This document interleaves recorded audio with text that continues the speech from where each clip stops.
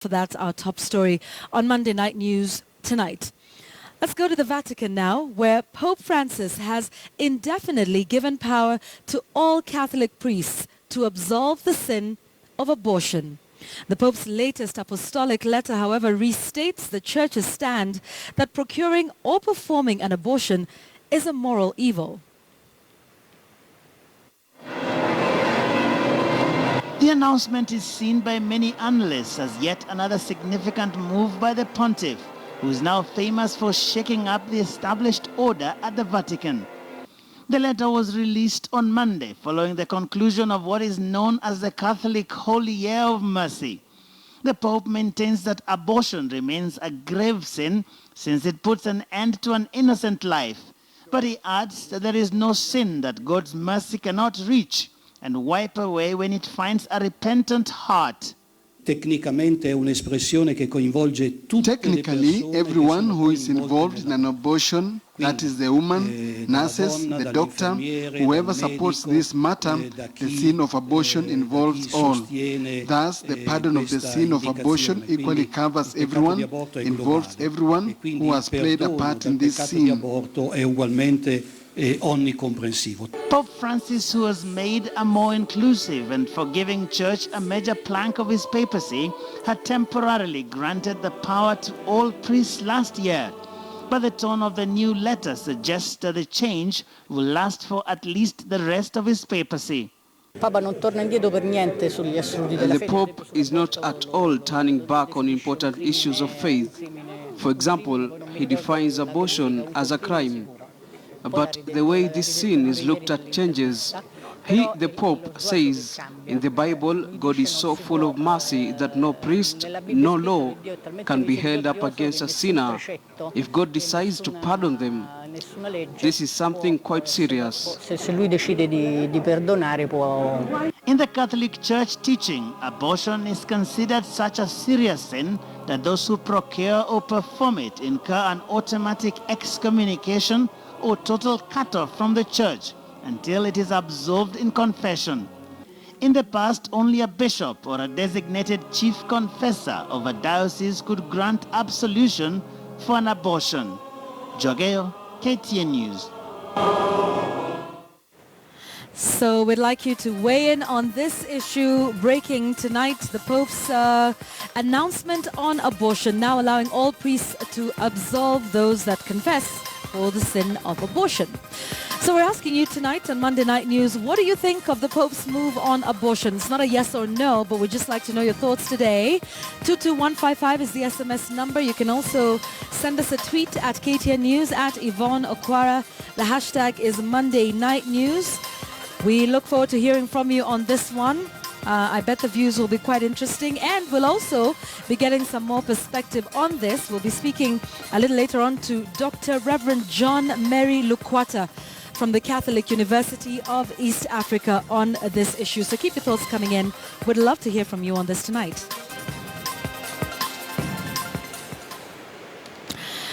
All right, away from religious matters to political matters now, and opposition leaders across the country are still toying with the idea of forming a national super alliance that will face the Jubilee Party at the ballot as a united front.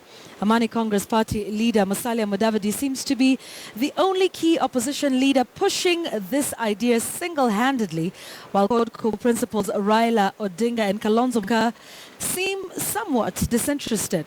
But can the opposition leaders agree and settle on a super alliance that can defeat the ruling Jubilee? Chris Thairu explores the various scenarios.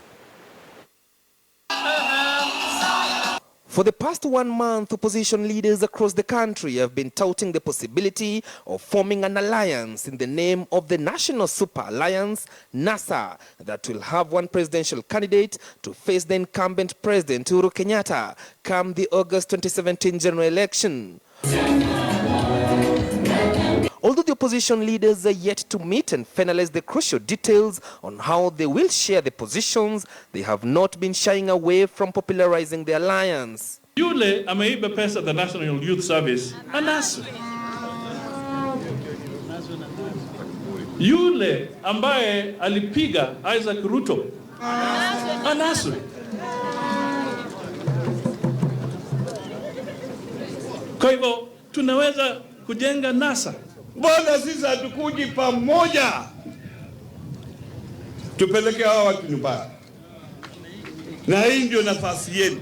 We want to put them like they do to the popes. We put them in a room, wagongane na ngumi, wapigane, waongee, waseme, paka ile nini, moshi ile nyeupe itoke. Apparently, ANC leader Musalia Mudavadi appears to be more outspoken than the rest of the opposition leaders in pushing for this outfit. According to sources in the opposition circles, Mudavadi will automatically be the biggest beneficiary if such an alliance was formed. One of the possible lineup puts Musalia Mudavadi as the presidential flag bearer, with his running mate being Kalonzo Musyoka, while Bungoma Senator Moses Wetangula becomes the majority leader in the Senate. After they win the elections, the team will then push for a referendum to return the position of Prime Minister in the country, which they propose to give it to Raila Odinga, to be deputized by two deputies, Baringo Senator Gideon Moi and Mombasa Governor Ali Hassan Joho. Nobody cuts across as a very acceptable person. You know, there are people from one side of this country who fear Raila. There's Raila phobia. But equally, there are people from this part of some another part of this country who don't like, who detest Uhuru. And therefore, Mudavadi becomes the kind of person that is acceptable across the board.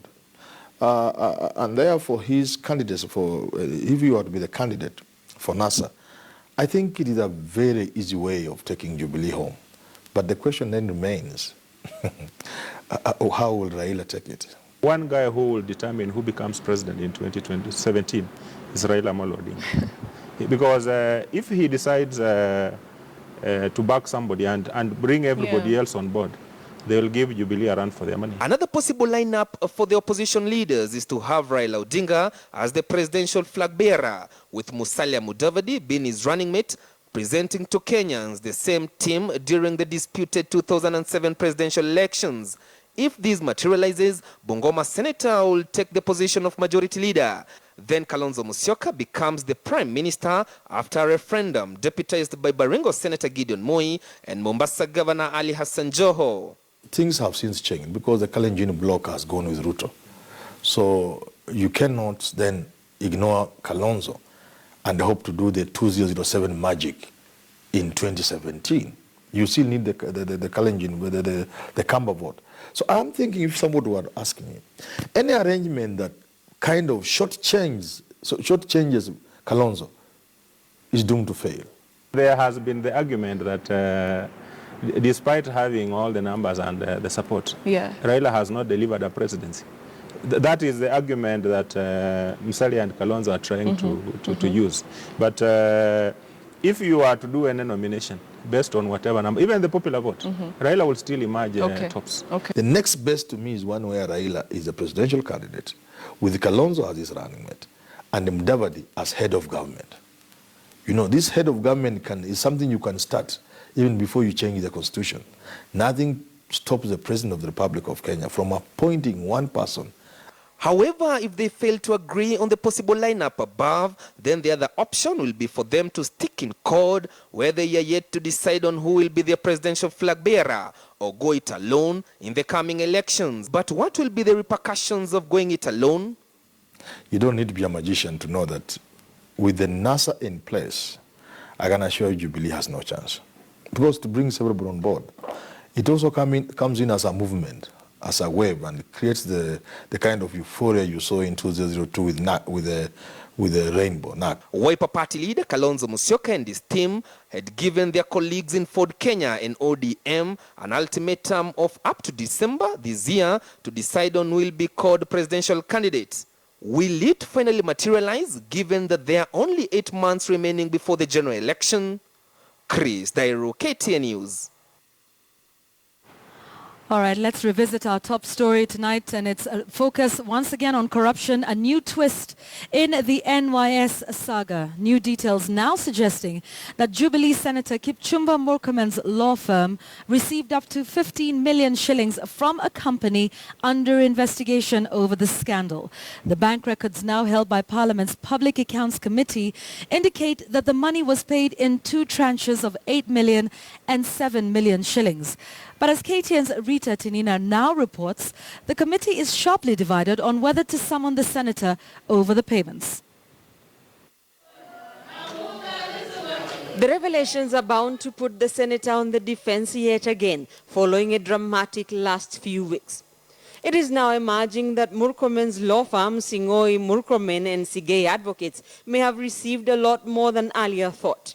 Bank records submitted to the Public Accounts Committee suggest that the law firm received a total of 15 million shillings from Out of the Box Solutions Limited, a company associated with former radio host Angela Angwenyi, and which was awarded a 302 million shilling tender by the NYS for publicity. According to the documents, the payment to Murkomen's law firm, Singoi Murkomen and Sigei Advocates, was done in two transactions. One on the 19th of August last year for 8 million shillings, which was made through Cooperative Bank. On the following day, the 20th of August, another payment of 7 million shillings was made, this time through Family Bank. The network is intricate. The manner in which every witness who has come before this committee has been at pains to try and link me to their actions is telling. When she appeared before the Public Accounts Committee in September this year, Angwenyi told the committee that she had been paid only 30% of the agreed amount, equivalent to just over 90 million shillings. But it is perhaps the status of the account that raised eyebrows. For 2.5 months from the 31st of May 2015, the account had a negative balance of just over 2,000 shillings. But the account came alive on the 17th of August 2015 when the State Department for Planning paid in some 86 million shillings. On the same day, 2 million shillings was withdrawn and several transactions amounting to over 17 million shillings were made in 2 days before the 19th of August payment of 8 million shillings to Murkomen's law firm, Singoi Murkomen and Sigei Advocates. The Elgeyo Marakwet senator was not available to comment on the latest turn of events, but last Friday he insisted that he was a clean man. Niko tayari na I am itching, my fingers are itching for Parliamentary Accounts Committee to call me, for me to write my statement, because I am ready to appear before men on earth and God in heaven to answer for every question.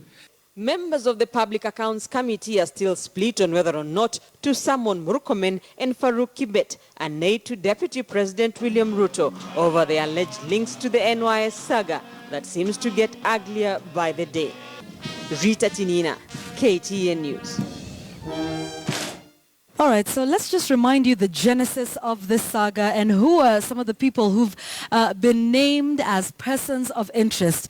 Now, before we even get to Anwai Guru, let's remind you that this initial figure that was thought to have been lost at the time was 791 million shillings. It started off with the CBK notifying the Devolution Ministry of some large suspect payments from its accounts over a short period of time. We then know that at the time, Cabinet Secretary Anwai Guru claimed to have been a whistleblower by calling in the DCI to investigate the scam. And this is when the whistleblower allegation came in. So she claims to have prevented further loss of funds, about 600 million shillings. And at the time they said it was a suspected hack. It then became apparent there was no hack. And this is with the IFMIS system that is used in government in the process of procurement. She moved from being a whistleblower to a suspect when the EACC raided her house. EACC continued its investigation, cleared her under very acrimonious circumstances in the country, and later on, then chair of the EACC, Philip Kinisu, did say that perhaps, she hadn't been cleared and investigations were still ongoing. Let's go to the person of interest who, is being talked about today. Angela Angwenyi, she's the CEO of Out of the Box Company, contracted to do some publicity for the State of Department, particularly targeting women, youth, and persons with disability. Her contract was reportedly worth 302 million, which is why she says she only received 30% of that money despite having done 60% of the work and is still expecting more payments. And as Rita Tinina has just shown, 84 million shillings came into her account after a couple of months of it being largely dormant, and then the money just started to exit and payments started to be made. Here is Josephine Kafura. She is now the one who implicated Anne Waiguru, as well as a number of other individuals she named in her affidavit. Mutahi Ngunyi, the director of the Banking Fraud Department, Mugwanja, as well as Ben Gethi. You heard that her account before the PAC, claiming to own more than 20 companies. She says Anne Waiguru is the one who helped her form the companies and helped her open the various bank accounts to conduct these transactions. Moving on to another person of interest who's been mentioned heavily. I should mention that both he and Josephine Kafura have been charged in court with money laundering. Now, this guy is said to be the mastermind or alleged mastermind of this scam. His deal was he was supposed to provide foodstuffs and fuel. His contract was worth 500 million shillings. What raised eyebrows was the fact that all of that 500 million shillings went into buying property. He was speaking with his investment fund manager, Mr. John Cargo, and was just buying property rather than buying the supplies that were meant for the Ministry of Devolution and Planning. Like we said, he's also been charged in court. This is what is causing political heat. Farouk Kibet has been named by Anne Waiguru herself. He is the deputy president's aide. And what is he supposed to have done? According to Anne Waiguru, he was reportedly in touch with Ben Gethi a number of times, exchanging, according to her, 150 phone calls at least. Before the scam was exposed. He's alleged to have received 1 million shillings from Ben Gethi. This is how this has unfolded over time. These are some of the people who have been named in this scandal. Which way will it go as more and more details emerge? Will Senator Kipchumba Murkomen be summoned to the PAC? We'll be watching this for you. Graft diaries in this country continues to unfold each and every day in this country. But I'd like us to move away from that and remind you of our big question tonight. And it is all about that statement that came from the papacy at the Vatican today on abortion. We're asking you, what do you think about the Pope's move on abortion? What do you think about the Pope's move on abortion? He now says all priests can absolve the sin of abortion. So please send us your thoughts, 22155. Or you can tweet us at KTN News and at Yvonne Okwara. I will sample your views in this newscast. All right, there we go. That's my camera. So let's speak a little bit more about this. Professor Reverend John Mary Licata from the Catholic University of East Africa. Good evening. Good evening. It's good to have you with us. So, what does this mean? People who are not in the Catholic faith may not necessarily understand, the meaning and the significance of this statement from the papacy today. Thank you, Yvonne. We are yet to read the whole instruction from the Holy Father to be able to assess it. But we already have some information that we can react to. Many people around the world understand. Father, I'd like you to just hold that thought a little bit while we sort out the sound issues. And what you're telling us is very important. So we'll come and talk about, what this means. And that is why we're then asking you tonight, our dear viewer, what do you think about the Pope's move on abortion as we wait to speak to Professor John Mary Licata from the Catholic University of East Africa? We'll be right back. You're watching Monday Night News.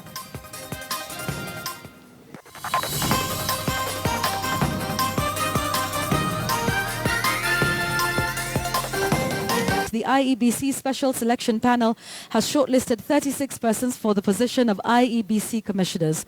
Those shortlisted include applicants for the position of chairman of the electoral body. The shortlisting comes just a week before interviews for the chair of IEBC are done. Morimi Mwangi reports. In the advert to be published in Tuesday dailies, the IEBC selection panel has shortlisted 28 men and 8 women to be interviewed for the positions of commissioners of the country's electoral agency, IEBC. These being the 36 persons lucky to meet the selection panel for the interviews from the initial list of the over 700 applicants. Those shortlisted for this challenging job include the 5 applicants who have already been shortlisted for the position of chair of the IEBC. The interviews are slated between Monday 28th November and 15th December, during which the selection panel will be searching for 6 names of persons most qualified to serve as IEBC commissioners, taking ethnic and gender question into consideration. The late Monday evening announcement comes exactly 1 week before the commencement of interviews of 5 persons shortlisted for the position of IEBC chair. After the interviews, the selection panel will nominate a chairperson and 6 commissioners before forwarding the names to Parliament for approval. But the selection panel will be undertaking the interviews at a time when the ruling Jubilee government and the opposition coalition CORD have been locked in a dispute over the ongoing preparations for the 2017 elections under the supervision of the outgoing IEBC commissioners. CORD wants any procurement for the 2017 electoral material stopped until a new IEBC team is in office, a move which their Jubilee counterparts say would overload the new team, whose interviews are yet to begin. Muremi Mwangi, KTN News, Nairobi. You're watching Monday Night News. It's great to have you with us. Please do stay with us for more. We'll be talking business after the break.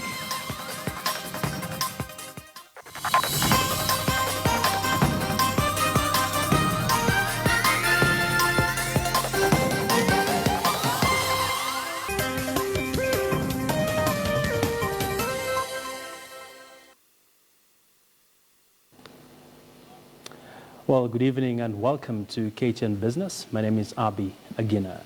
We start you off with some good news for SMEs as the Industrial and Commercial Development Corporation, ICDC, has slashed its cost of loans to 3% above the CBR Central Bank rate and 1% below the rate set by commercial banks. From 1st of November 2016, interest on loan facilities will be charged at 13% on average, which is 1% below the current commercial bank's lending rate.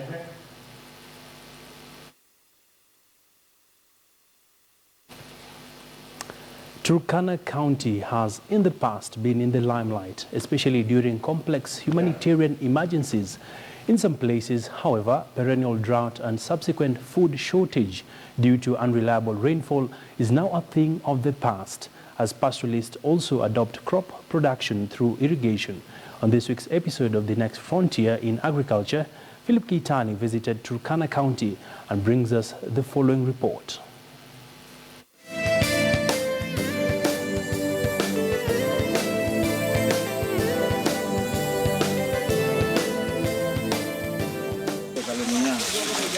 Meet Jen Nyamuri, a mother of 6 from Katilu in Turkana County, and a former pastoralist that has since dropped herding and pastoral life for subsistence farming.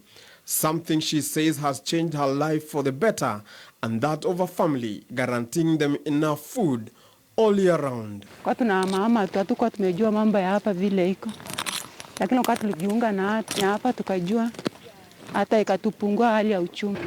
With parts of Kenya currently facing one of the worst droughts in recent times, Turkana County has remained relatively food secure, courtesy of farmers like Jen and the farming community in Katilu, Turkana County, that they have taken their time to learn new farming methods that are now bearing fruits and saving lives. Mambo ya mazao ya mifugo, kila wakati tunafahamiwa na maadui, hakuna wakati tunaweza kuwa na furaha.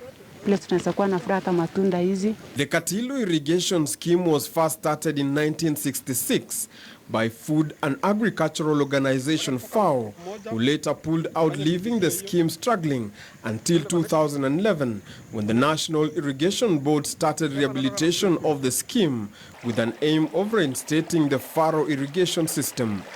What we have done, because these people are coming from background of pastoralism and also subsistence farming, we had to introduce things like the demo plot where we are, of 3.5 acre plot, where we do now diversification and research activities. Since then, NIB has provided not only agricultural infrastructure, but also technical information on farm inputs, training and equipping farmers on how to manage animals and crop conflict. Before they do horticultural crops, they must do maize first as a major crop, because the first thing is to have food security in the region. From there now, let us find something now to put in the pocket through horticultural crops. NIB also introduced the farmers to the National Cereals and Produce Board in 2012. The Irrigation Board also linked farmers that had planted watermelons to Talo Oil Company, where farmers sold their rippled melons. Tumepata ujuzi aina nyingi ambayo imetusaidia hata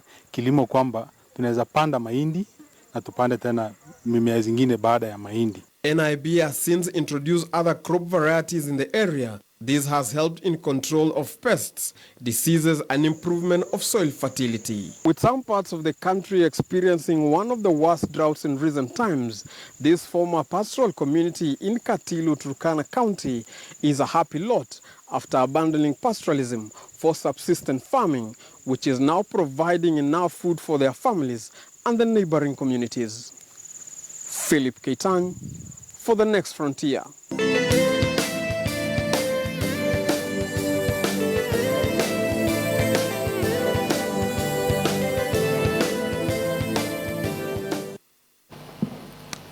Many thanks there, Philip Keitany. Of course, who would imagine you'd get such harvests in northern Kenya? Well, moving on, new Kenya Airports Authority Managing Director Johnny Anderson took office this afternoon following his appointment nearly 4 months ago. Anderson takes over from Nicholas Bodo, who has been heading the authority in an acting capacity since July 2016. Until his appointment to the helm of KAA, the new managing director was Director of National Airports at Avina, ASA state-owned firm that manages airports in Norway, with responsibility for 7 state-owned airport hubs. From that end, please. I am Margaret Mogambi.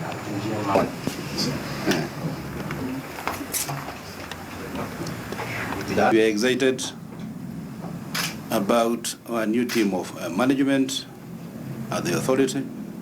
If we are not able to succeed in setting the future with building the new KAA team that can bring us into the future that Kenya needs, then we need to rethink again what we are doing. Well, we do wish him all the best as he takes charge at the Airports Authority. And that's how we wrap it up on KTN Business. My name is Abi Agina. Thank you for your valued company.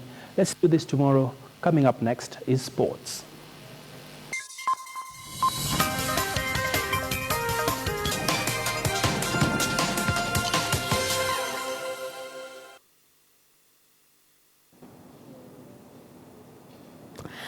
All right, let's talk sports now. The 2016 Kenya Premier League season came to an end on Saturday as Tusker FC were officially crowned champions after their 1-0 victory over Gor Mahia.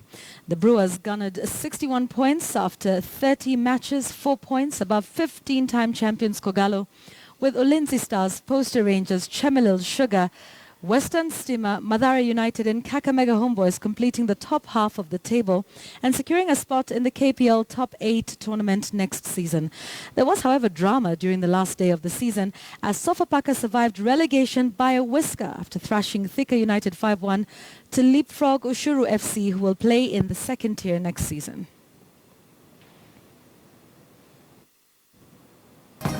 All right, so tonight on Monday Night News, we asked you your thoughts on the Pope's move on abortion. Let me take a look at your feedback. Jackson Dungu says it's a good idea, but people should not take that advantage of abortion.